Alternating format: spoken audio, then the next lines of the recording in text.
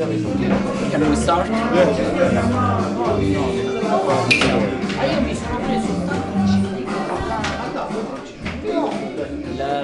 musica non dà problemi, la facciamo togliere.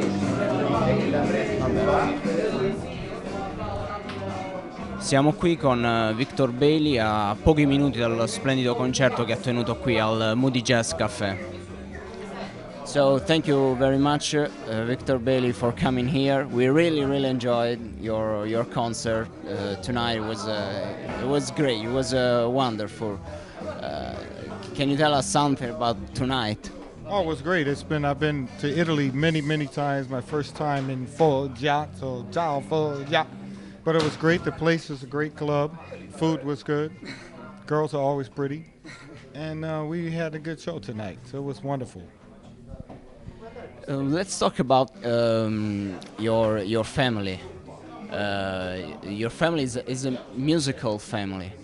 Your father wrote for a lot of people, great people. For instance, Nina Simone, just to say one. Did this give you pressure for into your life, or you did just what you want? Well, no, there's no pressure. It was the opposite of pressure. In our house, it was music. Everybody was a musician. Maybe only my father and my uncle and me are known, but everybody's a musician, and we had musicians in the house every day. So in my house when I was a kid, that's what we did. There was no pressure at all. Everybody played and sang, and my brother, I have one brother and one sister, we would play and sing like since we were born. It's natural. You start playing drums, so why the bass? I played in a band. I was about 10 or 12 years old, and the guys I was playing with were men. And I was telling everybody, your part is not right, you know, what to play. And the guy who was playing the bass didn't want to play with me because he was saying, I don't want a kid to tell me what to do. So he quit the band. And I said, well, okay, I play bass. And I took the bass, and the first time I could play all the songs. So it's just natural. My father said, you should be a bass player. And that's what happened.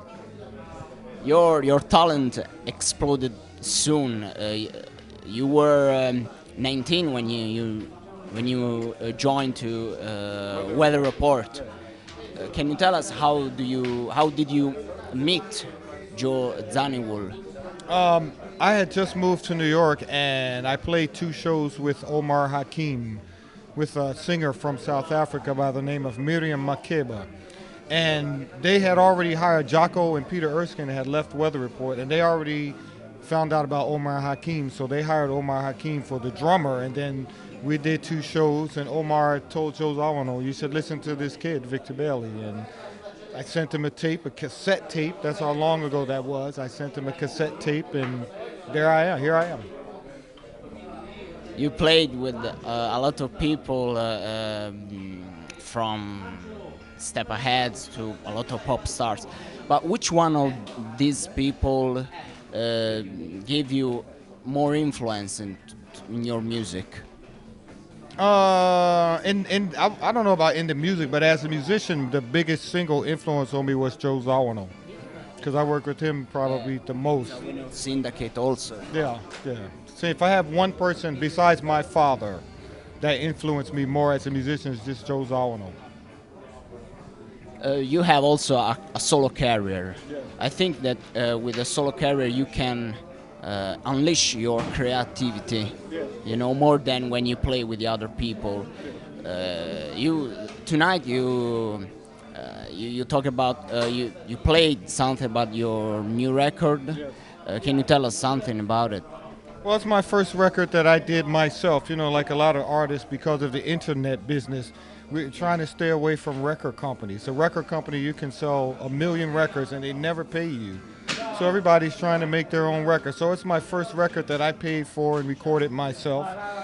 I always have great drummers on there. Billy Cobham, Omar Hakim, and Lenny White are on there. I have one song with Ron Carter. I have David Kokoski on piano. Peter Horvath is on piano. A lot of the record is featuring me. Most of my records, I had a lot of all-stars on. But this record, I wanted every song to feature the bass more. So there's more bass on this record than any of my other records. And it's my first record that I did myself, so I'm very happy with it. Yeah, you said now that now you are more independent from record company. What do you think about internet on music business? No, it's actually very hard. Now that I'm doing it, I have a lot more respect for what a record company can do. They have a lot of money, so they can advertising, publicity, and they can help your record. I'm doing it through my website, and when I go on tour, it's a lot of work and it's a lot of hard work. But I'm proud that I own my record. And when a record company owns it, they can never pay you, and they can do anything they want with it. So I think the internet is the way to go. If you can, luckily for me, I've been around the world, and people all around the world already know who I am. So I can sell a few records, not as many as I did with the record company, but if I sell half as many, I'm keeping the money for myself. It's not $1 million, but it's enough that I feel proud that I own my music. And that's internet is giving us that we own our music. When you sign with the record company, you're giving it away. Somebody else owns every record I ever made. So that's the best part of it. Just a last question. Tell us something about these fantastic guys in your band. How did you meet them? And okay, Poogie Bell I met from Poogie Bell got me my first gig in New York. When I went to Berkeley, I had a friend who was a great jazz guitar player named Bobby Broom, who grew up with Poogie in New York. And one time when he was in New York, I played for Poogie on the phone. So Poogie came to Boston when I went to Berkeley with the South African trumpet player Hugh Masekela. And he said, hey, there's this kid at Berkeley who plays bass, you should hire him. And it was 1979, so that's where I met Poogie. Peter Horvath I met in Los Angeles. Somebody called me to do a record for some guy that I never heard of, and usually when the guy's that great, even if you never heard him, you heard about him. But I had never heard about him, and I played on this record, and like the first thing he played, I needed a keyboard player for my next tour. That might have been 7 years ago, and I said, hey man, you want to go on tour? So I met him through his record, having never heard of him. Casey I did a tour with Poogie in Japan, maybe 7, 8 years ago. Poogie Bell did a tour in Japan, and Casey was playing saxophone. He's another guy I had never heard of him, but played really great. And I said, hey, one day I want you to play in my band. So that's how I met all those guys. And that's a wonderful group. Oh yeah, they're bad, man. Yeah, man, our language, bad means really good, and they're all bad. Thank you very much. Thanks a lot. Great to be at Moody. I love this place. The wine's good. Grazie a Victor Bailey.